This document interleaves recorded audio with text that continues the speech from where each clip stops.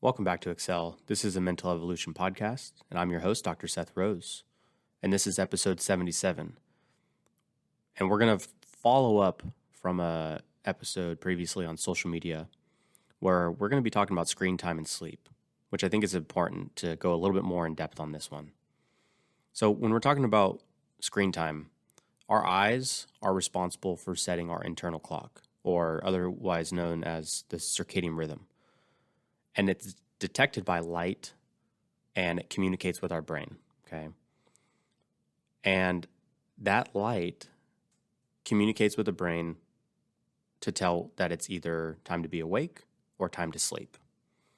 And so when you're viewing like natural light in the morning, the circadian rhythm thinks that it's awake, and it releases all the hormones to give you that energy and attention and alertness in the early parts of the day.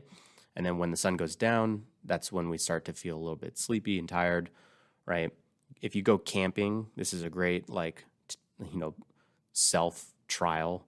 You'll notice if you just be a little bit more aware that you tend to wake up when the sun comes up and you tend to get tired when the sun immediately goes down, right? And so when we're talking about screen time, when you're viewing blue light from screens such as phones or tablets or even TVs, our eyes are tricked to think that it's time to be awake, right?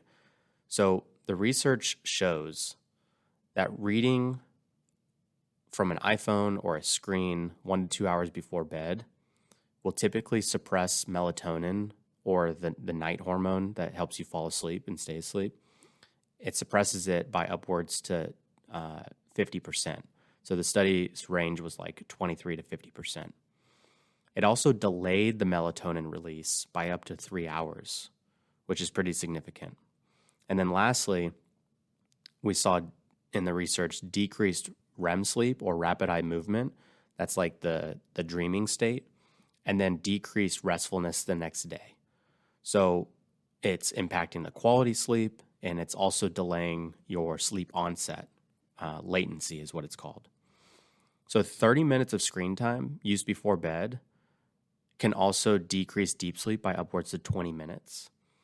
And what they're seeing in the research is that for every about 5 minutes of phone use before bed can delay sleep upwards to 4 minutes. So that's pretty significant, right? So what do we do? And like I was talking about in the social media episode, it's not about completely limiting it all together, but it's about being a little bit more intentional, okay?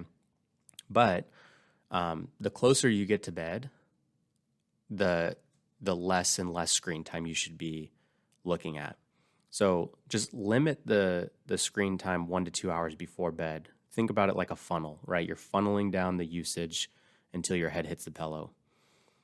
And if you do want to replace it, think about replacing the screens with something relaxing or mundane.